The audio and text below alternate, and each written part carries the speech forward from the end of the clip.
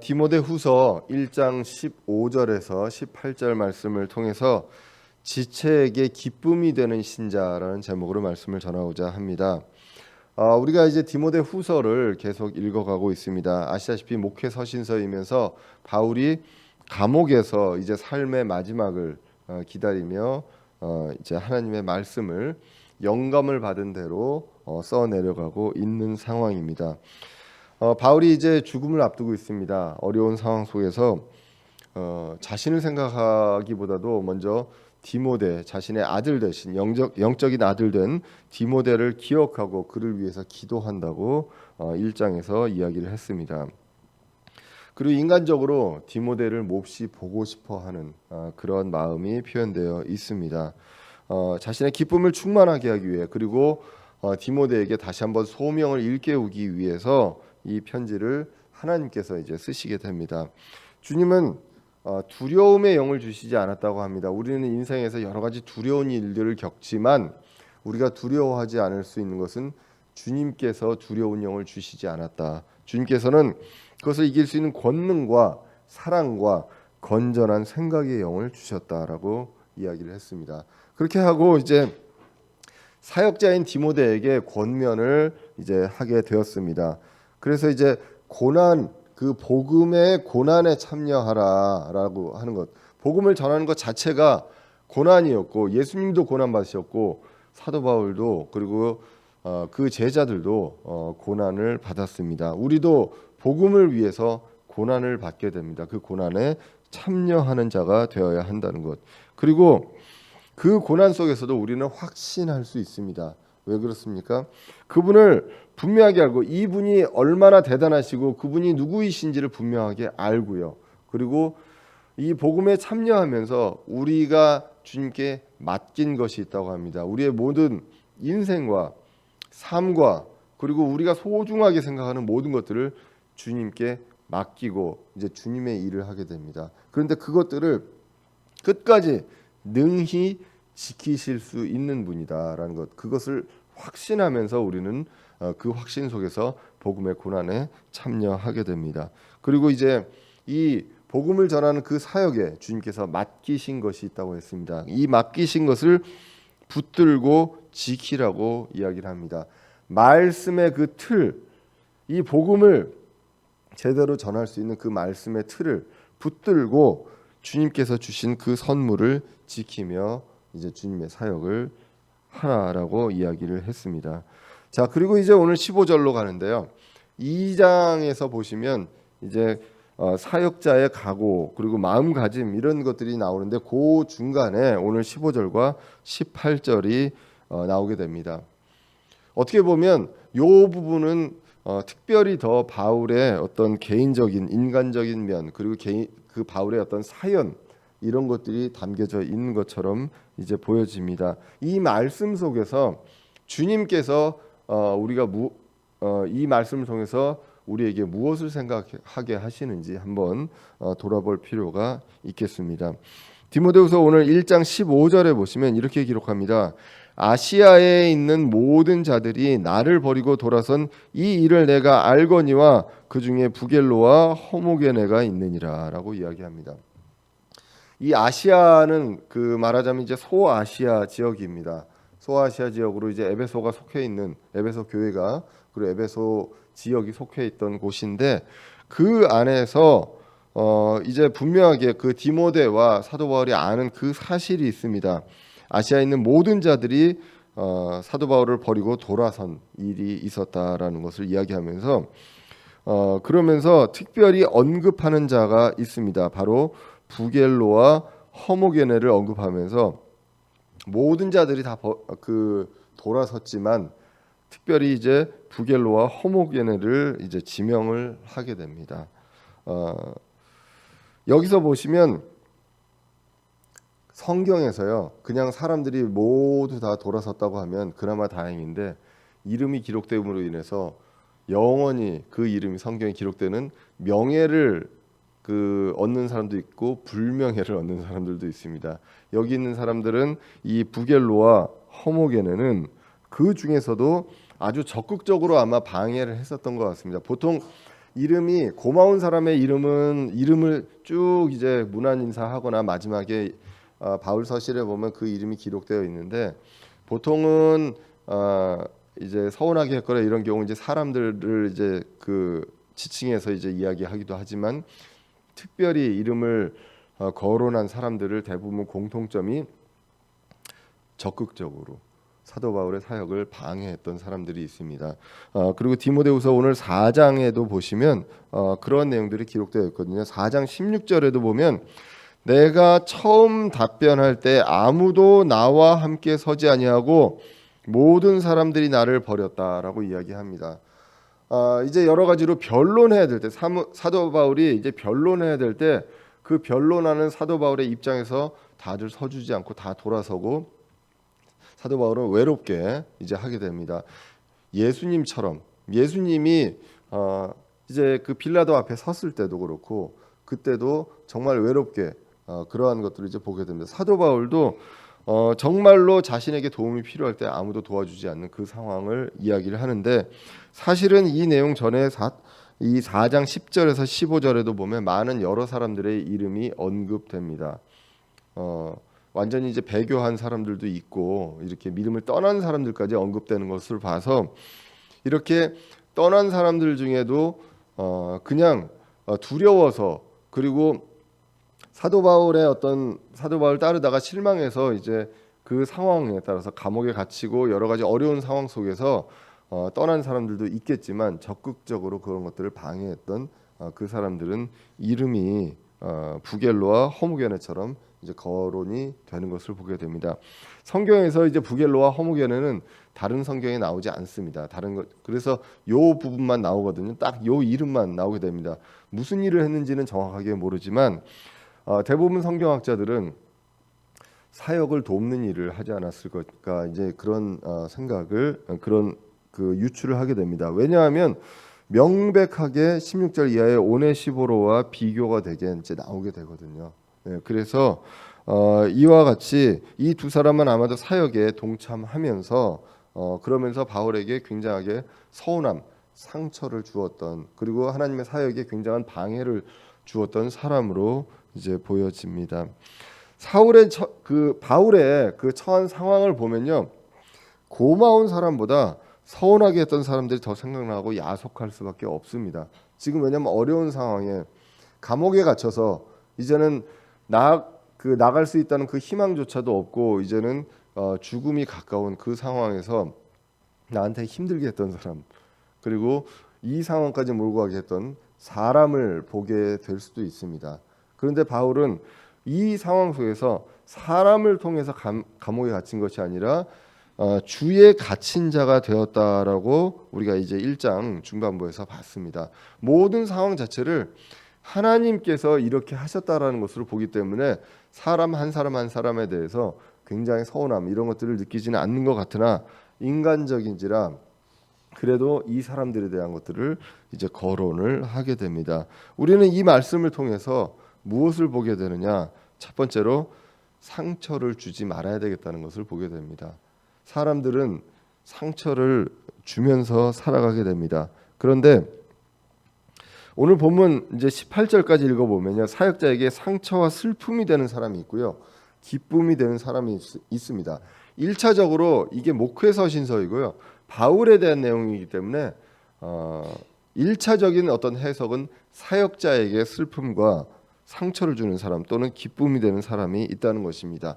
조금 더 확대해서 보면 우린 모두 다 지체이기 때문에 지체에게 상처를 주는 사람도 있고요, 그리고 상처를 받는 사람도 있게 됩니다. 이 교회 내에서 그러한 일들이 일어나게 되는데 오늘 1차적으로 본문은 사역자에 대한 내용으로 보게 됩니다. 그리고 이렇게 봤을 때 바울은 이방인들의 사역자라고 했습니다. 이방인의 사역자인 바울이 늘 열매가 많았느냐 그렇지 않은 경우도 있다는 것입니다. 아까 얘기했던 그 아시아 지역의 그 모든 사람들이 돌아섰다고, 특별히 더 적극적으로 있었던 사람이 이제 두 사람이 있었다라고 얘기할 정도로 사실은 이게 이제 기분 좋은 일은 아니겠죠. 상처를 상처를 받는 일은 기분 좋은 일이 아니고, 그렇기 때문에 상처를 주는 일은 되도록 가급적 우리가 지체들로서 하면은 안 되는 일입니다. 사역자를 슬프게 하고 힘들게 하는 사람들도 있다는 것입니다. 특별히 힘들게 하는 걸 떠나서요, 그 사람들이 다 떠나버렸다고 이야기를 합니다.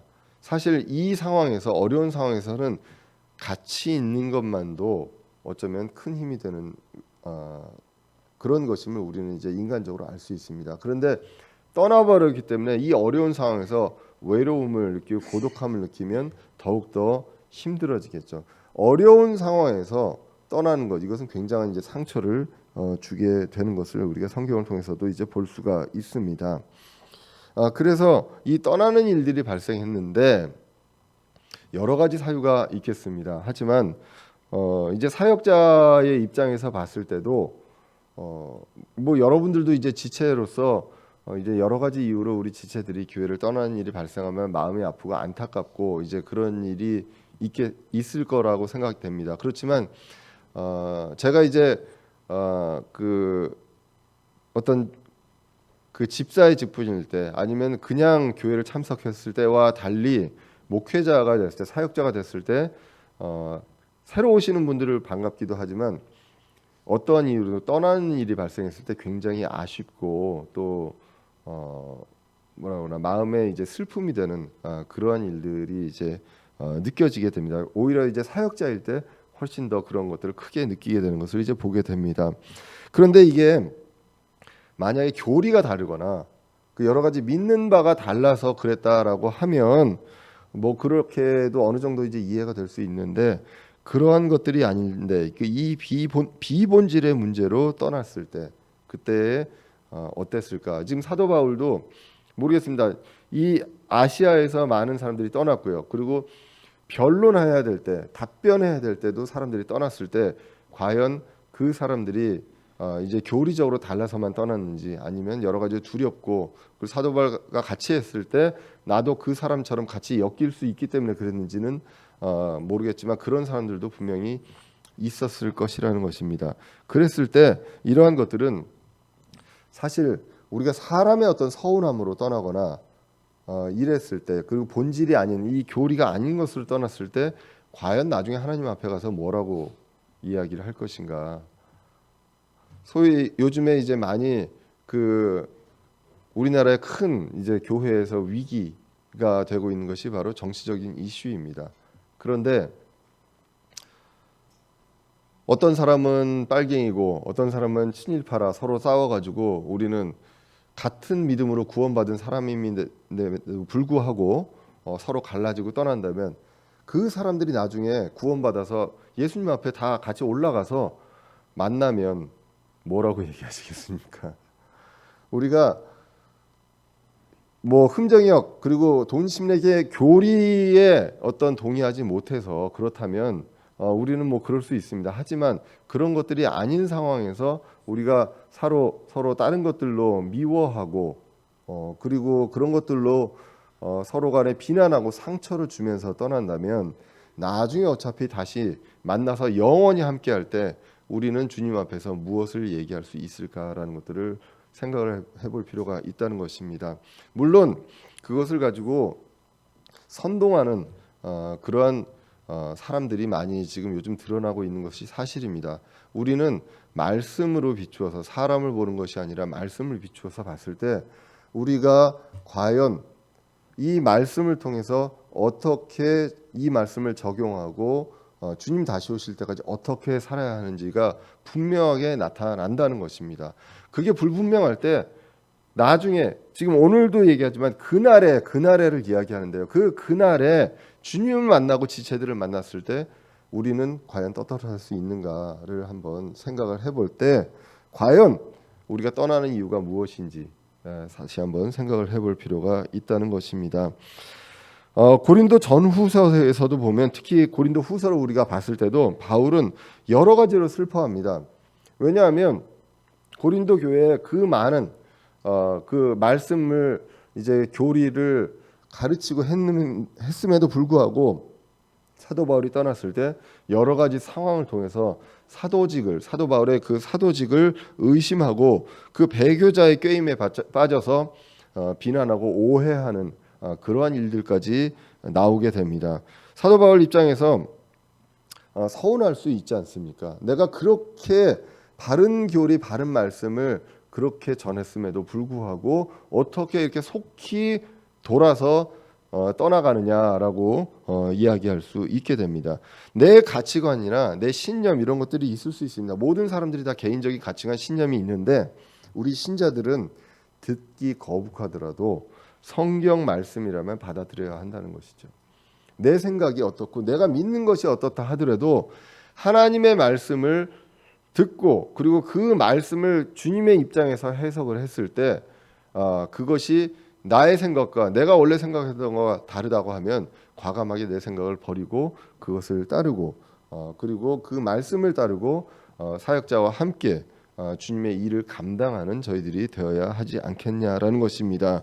고린도후서의 그 슬픔과 그리고 말씀에 쉽게 돌아선 사람들에게 고린도후서에서 사도 바울은 이렇게 얘기합니다. 2장 1절에서 그러나 내가 이것 즉 내가 무거운 마음으로 너희에게 다시 가지 아니할 것을 스스로 결심하였나니 내가 너희를 근심하게 하면 내가 근심하게 한 바로 그 사람 외에 나를 즐겁게 할 사람이 누구이겠느냐.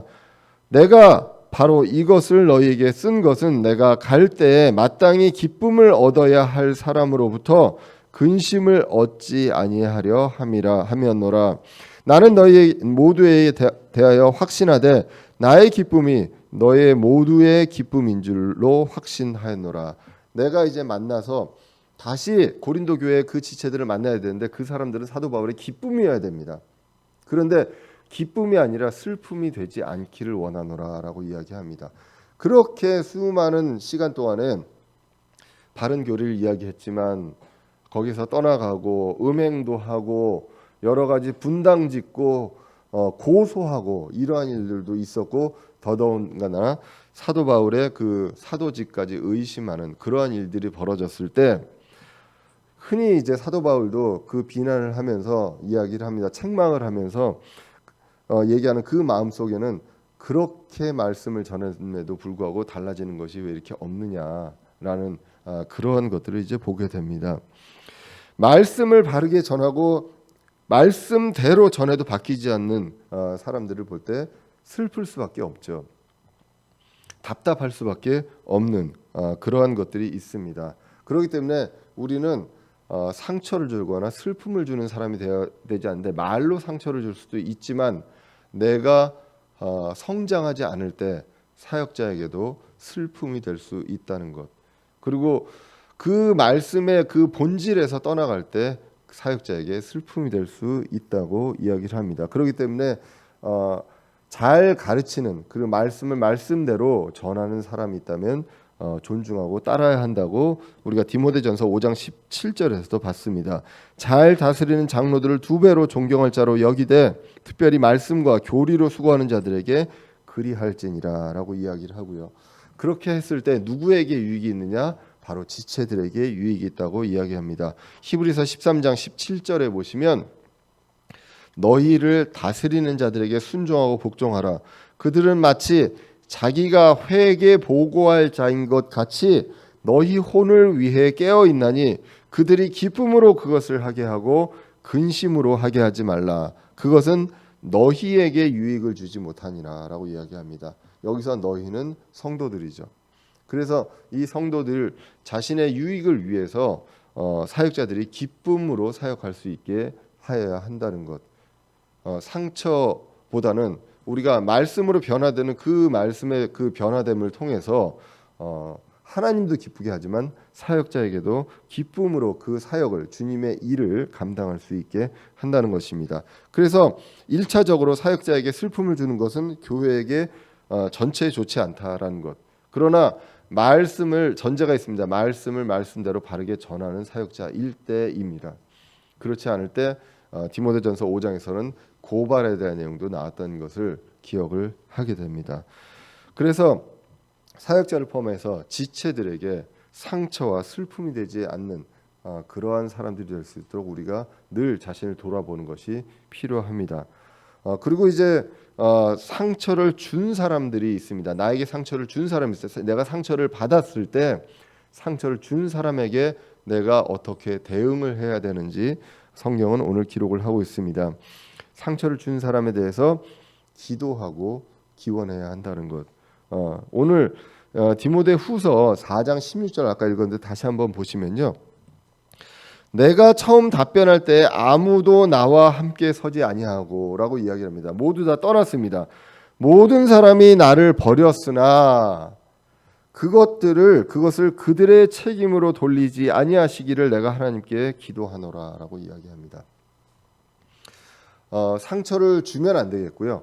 그리고 상처를 받았을 때 내가 그것을 그대로 돌려주느냐 아니면 그 사람들 똑같이 받기를 원하노라라고 기도를 하느냐 그것이 아니라 그것들이 그들의 책임으로 돌리지 아니하시기를 하나님께 기도하느라 하나님께 그들에게 그 책임을 묻거나 하지 않기를 우리는 기도해야 한다는 것입니다. 사도 바울을 힘들게 한 사람들이 많았습니다. 그러나 저주가 아닌 축복으로 그들을 위해서 기도하라고 많은 성경 구절에서 로마서에서도 이야기했던 것을 우리가 이제 봤습니다. 누가복음 6장 27절에서도 예수님이 이렇게 말씀하십니다. 그러나 내가 듣는 너희에게 이르노니 너희 원수를 사랑하며 너희를 미워하는 자들에게 선을 행하고 너희를 저주하는 자들을 축복하며 악의를 품고 너희를 다루는 자들을 위해 기도하라라고 기록을 하고 있습니다. 그들을 위해서 기도하고 책망하는 것이 아니라 그들을 축복하고 저주하지 말라고 성경이 기록을 하고 있습니다. 오늘 이 말씀처럼 예수님도 십자가에서 달리실 때 많은 조롱하는 사람들이 있었을 때 그들을 위해서 기도했습니다. 그들을 불쌍히 여겨달라고 그들이 하는 일을 알지 못하기 때문에 불쌍히 여겨달라고 기도했던 그것들을 우리는 기억을 하게 됩니다. 그리고 이제 세 번째로 우리가 상처를 주지 않아야 되고 상처를 받은 그 사람에게 어떻게 해야 되는지 이야기를 하고 있지만 세 번째로 더 중요한 것은 고마운 사람들을 기억하고 축복하라는 것입니다. 흔히 사람들이 이야기를 합니다. 고마운 거는 잊어버리고 나한테 서운하게 했던 사람 끝까지 기억하는 경우들이 많이 있습니다. 어떻게 그것들은 잊어버려지지가 않는지 모르겠습니다. 그 사람만 만나면 과거에서부터 그 사람이 어떻게 했는지가 쭉 파노라마처럼 기억나기도 하고요. 네가 예전에 나한테 어떻게 했는데 라는 생각들을 하게 됩니다. 그런데 고마운 일들을 나한테 했던 사람들은 그 일들에 대해서는 쉽게 까먹는 경우들이 많이 있습니다. 시간이 지나갈수록 나한테 서운하게 했던 일들만 기억하기 때문에 그것이 차곡차곡 쌓여서 그것이 폭발해서 그 사람에게 또 상처를 주는 일들이 많게 됩니다. 그런데 오늘 본문에서 보시면 오늘 본문 1장 15절에서 18절 중에 15절은 서운하게 했던 사람입니다. 16절에서 18절은 고마운 사람에 대해서 이야기를 하고 있습니다. 4절 중에 한 절은 그렇고 3절은 고맙게 했던 그 사람에 대해서 기록을 하고 있습니다. 16절에서 18절은 오네시보로에 대한 내용이 나오게 됩니다. 16절을 보시면 주께서 오네시보로의 집에 긍휼을 베푸시기 원하노라. 그가 자주 나를 유쾌하게 하고 나의 사슬을 부끄러워하지 아니하였으며 오히려 그가 로마에 있었을 때에는 매우 부지런히 나를 찾아내어 만났느니라 라고 기록을 합니다. 지금 사도 바울은 로마에 있습니다. 로마의 감옥에 있는데 오네시보로의 집에 긍휼을 베풀기 원하노라 라고 그 축복에 그리고 긍휼을 구하는 기도를 사도 바울은 하게 됩니다. 그러면서 어떤 내용을 얘기하냐면 그가 자주 나를 유쾌하게 하였다라고 합니다. 슬퍼할 수밖에 없는 그리고 기뻐할 수 없는 그 상황에서 기쁨을 주는 일을 오네시보로가 했다고 하고요. 그리고 이 감옥에 갇혀 있는 그 상황을 부끄러워하는 사람들이 많았다고 우리가 디모데후서 1장에서 나왔는데 그는 그것을 부끄러워하지 아니하였다라고 합니다. 그래서 오히려 그가 지금은 오네시보로가 로마에 없는 것으로 보여집니다. 그가 로마에 있었을 때에는 매우 부지런히 나를 찾아내어 만났느니라라고 기록을 하고 있습니다. 그래서 부지런히 그 어려운 상황에 있는 사도 바울을 만나서 기쁨을 주고 부끄러워하지 않고 그와 함께 이제 기쁨을 나누는 그러한 일들을 했다. 어려울 때 이러한 일들을 했다라는 것을 보게 됩니다. 몇몇 이제 그 그리스 학자 그리고 로마 캐톨릭의 교리에서는 사실 오늘 이 구절을 가지고서 오네시보로가 이미 죽은 상태이기 때문에 죽은 자들을 위해서 이렇게 사도 바울이 기도하는 그러한 모습이다. 그래서 우리는 죽은 자들을 위해서도 기도해야 한다라는 교리를 이야기를 하는 대표 구절로 이 구절을 디모데후서 1장 16절과 17절을 사용하기도 합니다. 그런데 이거는 이제 오네시보로가 죽었다는 전제하에서인데 사실은 죽었다는 내용은 나와 있지 않습니다. 지금 그 당시에 로마에 없다는 내용을 얘기하고 있는 거거든요. 로마에 있었을 때에 그때 오네시보로가 이랬다라고 이야기를 하고 나중에 4장 19절에서 문안 인사를 할 때 브리스가와 아굴라와 및 오네시보로의 집안 사람들에게 문안하라라고 나온 것으로 봐서 아마도 오네시보로가 이제 에베소 지역에 있는 것으로 당시 에베소 지역에 살고 있었던 것으로 이제 보는 것이 더 타당하다라는 것입니다. 우리가 그 성경 한 구절에 애매한 구절이 있다고 해서 그 구절을 가지고 교리를 만들어내면 안 된다는 것을 우리가 오후 성경 공부 시간에 본 적이 있었습니다. 성경 전체에서 죽은 자들을 위해서 기도하는 그 내용은 나와 있지 않습니다. 왜 그렇습니까? 죽은 자들을 위해 기도한다고 상황이 바뀌지 않습니다. 죽은 사람들의 상황이 부자와 나사로의 상황에서도 봤지만 죽은 자들은 절대 그 사이를 건너갈 수가 없습니다. 낙원과 그 지옥을 건너갈 수가 없거든요. 그리고 기도한다고 그 상황이 바뀌지 않고 그리고 기도한다고 부활의 시기가 바뀌지 않습니다. 구원받은 사람들은 예수님이 공중 재림할 때 부활합니다. 그리고 믿지 않고 죽은 자들은 천년왕국 이후에 부활을 하게 됩니다. 이 부활의 시기가 기도한다고 죽은 자들을 위해서 기도한다고 바뀌지 않는다는 것입니다. 그렇기 때문에 우리는 죽은 자들을 위해서 기도할 필요가 없습니다.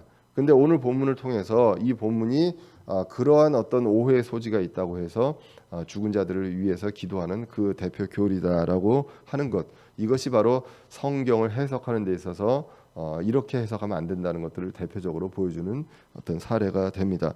어쨌건 간에 오네시보로는 바울이 체포되고 투옥되어 있는 그런 상황에서 바울이 있는 곳에 열심히 찾아냈다고 합니다.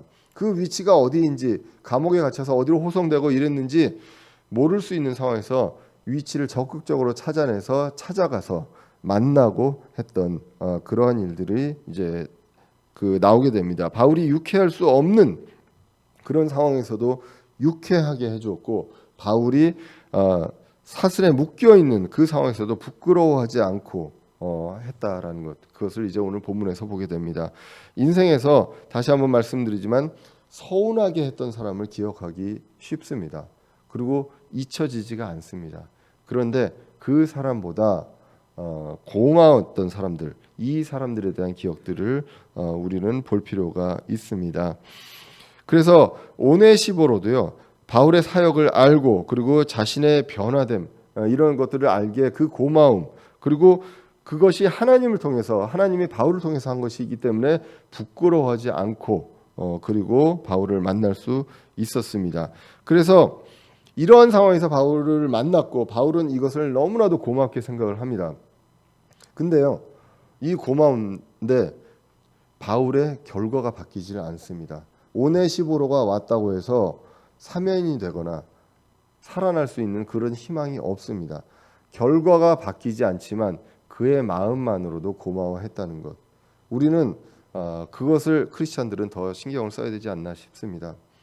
결과가 어떻든 간에 그 사람이 나를 위해서 그 어떤 마음을 가지고 나와 함께했고 노력했는가, 이것을 이제 볼 필요가 있다는 것입니다.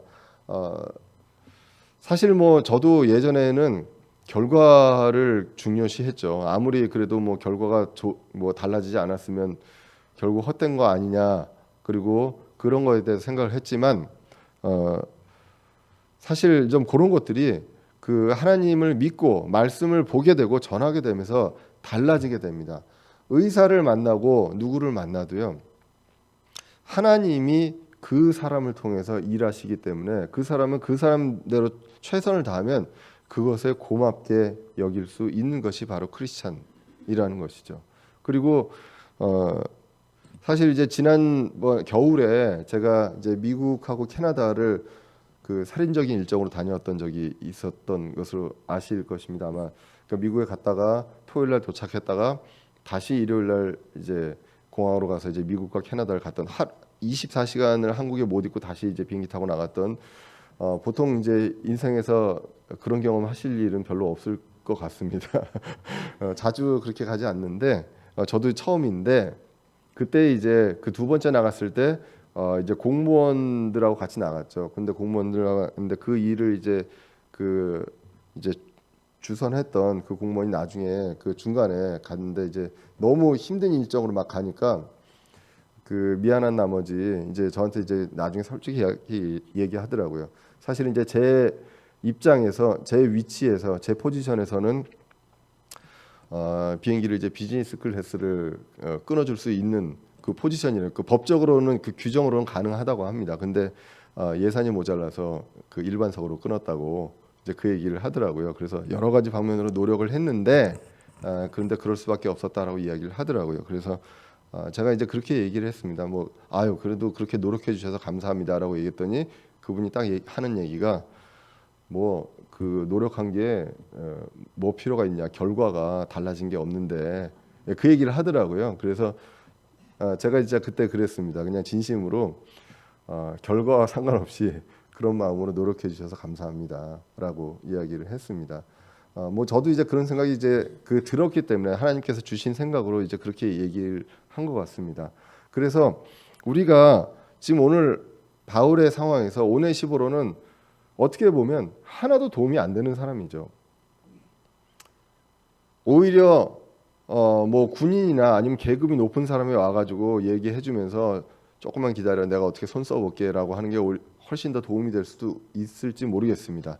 그리고 이제 오네시보로는 떠나서 없는 상황인데 오네시보로의 집에 긍휼을 구한다라고 이제 기도를 하게 됩니다. 그러면서 그 내용에 대해서 구체적으로 디모데에게 이야기를 하게 됩니다. 어떻게 오네시보로가 나에게 고맙게 했는가라는 내용에 대해서 구체적으로 기억하고 있는 것을 보게 됩니다.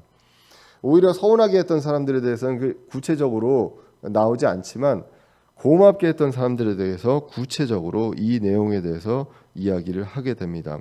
그래서 크리스천은 이 모습을 보면서 주위의 사람들이 나를 생각하는 그 마음, 결과가 아닌 그 마음과 과정을 우리가 생각하고 고마워해야 되는 것이 아닌가라고 생각을 하게 됩니다. 그렇기에 그의 집에 긍휼이 있기를 기원하게 됩니다. 특별히 16절에서도 오네시보로의 집에 긍휼을 베푸시기를 원한다라고 하고요.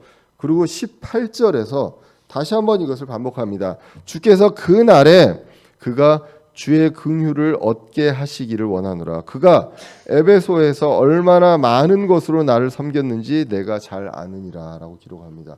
로마뿐만 아니라 에베소에 있을 때도 오네시보로는 그렇게 잘 섬겼다. 그렇기 때문에 그 날에라고 이야기합니다. 이제는 주님 다시 오시는 그 날에 그가 주의 긍휼을 얻게 하시기를 원하노라라고 기록을 하고 있습니다. 그래서 이제는 이 세상뿐만 아니라 주님 다시 오시는 그 날에 주님께서 이제 공중에서 우리를 만나 주실 때 그때에 하나님의 긍휼을 구하는 그것을 이제 기도하게 됩니다. 그리스도의 심판석에서 기도를 하게 됩니다. 우리가 긍휼은 불쌍히 여기는 것입니다. 그렇기 때문에 이것을 잘못 오해하면 아니 오네시모로는 이미 구원을 받았는데 칭찬을 받아야지 뭐 긍휼을 기도하느냐라고 하지만 우리 신자들 모두가 구원받기 이전에도 주의 은혜와 긍휼로 구원을 받았고 구원받은 이후에도 주님의 은혜와 긍휼로 살아간다고 성경은 기록을 하고 있습니다. 그렇기 때문에 많은 상황에서 축복 기도를 할 때 주님의 은혜와 긍휼을 간구하게 됩니다. 왜냐하면 이 삶 자체가 복음의 고난에 참여하게 됩니다. 여러 가지 어려움들이 있습니다. 이 어려움들이 있을 때 주님의 은혜가 있고 주님께서 우리를 불쌍히 여기심이 있고 그것을 통해서 우리는 위로와 소망을 얻게 되기 때문입니다. 그래서 디모데전서 1장 2절에서도 믿음 안에서 나의 아들이 된 디모데에게 편지하노니 하나님 우리 아버지와 예수 그리스도 우리 주로부터 은혜와 긍휼과 평강이 있기를 원하노라라고 기록을 하고 있습니다. 주님은 우리는 늘 주님의 은혜와 긍휼과 평강이 있어야 되는 사람들이다라는 것입니다. 그렇기 때문에 오네시보로에게도 이러한 주의 긍휼을 얻기를 원한다 기도를 하고 있습니다. 특별히 주님 다시 오시는 그 날에 주의 긍휼이 함께 하기를 원한다. 그것을 얻게 하시기를 원한다라고 이제 기록을 하고 있습니다. 오늘 말씀을 다시 이제 보면서 무엇을 느끼게 됩니까? 어떻게 보면 디모데후서 1장에서 쭉 디모데의 어떤 사역과 어떻게 해야 되는지에 대해서 나오고 또 2장에서 어떤 사람들을 세워야 하고 또 어떠한 마음가짐으로 사역을 해야 되는지가 나오는데 이 중간에 그때에 이제 사도 바울의 상처를 줬던 사람과 고마움을 주었던 그 기쁨을 주었던 사람에 대해서 이야기를 하게 됩니다. 우리가 흔히 속담에 물에 빠진 사람 구해주니 보따리 내놓으라라는 그런 속담이 있습니다. 대표적으로 고마움이 있는데 이 고마움을 잊어버리고 더 요구하는 그런 것들이 어떻게 보면 우리 부족한 인간의 속성인 것 같습니다. 늘 말씀드리지만 시간이 지나면 단점이 보이게 됩니다. 왜냐하면 말씀하신 대로 서운하게 하는 건 기억이 나잖아요. 계속 잊어버리지 않고 단점이 보이게 되고 시간이 지나면 장점보다는 단점은 자연스럽게 보이게 되고 장점은 찾아야 보이게 된다는 것입니다. 그래서 우리는 어떻게 해야 되느냐?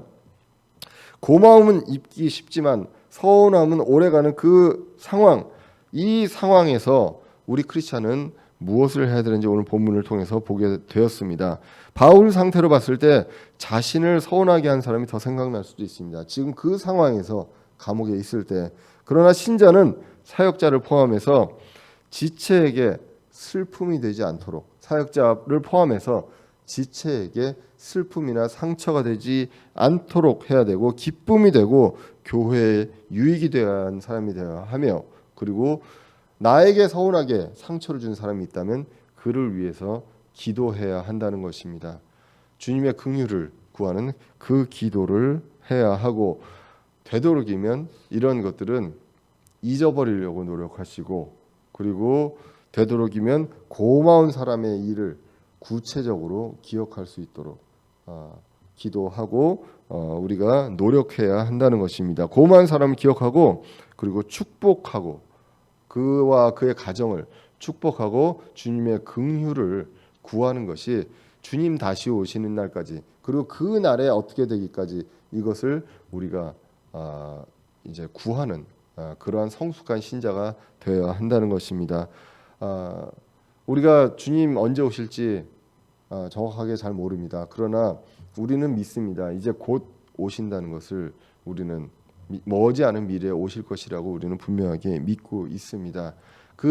이 짧은 기간 동안에 나에게 서운하게 한 사람, 그 사람들, 그 서운하게 했던 그 사건들은 잊어버리시고 그리고 고마웠던 것들, 이 고마웠던 것들을 구체적으로 기억하면서 그들을 위해서 축복하고 기도할 수 있는 성숙한 저와 여러분들 되시기를 간절히 기원합니다. 기도하겠습니다.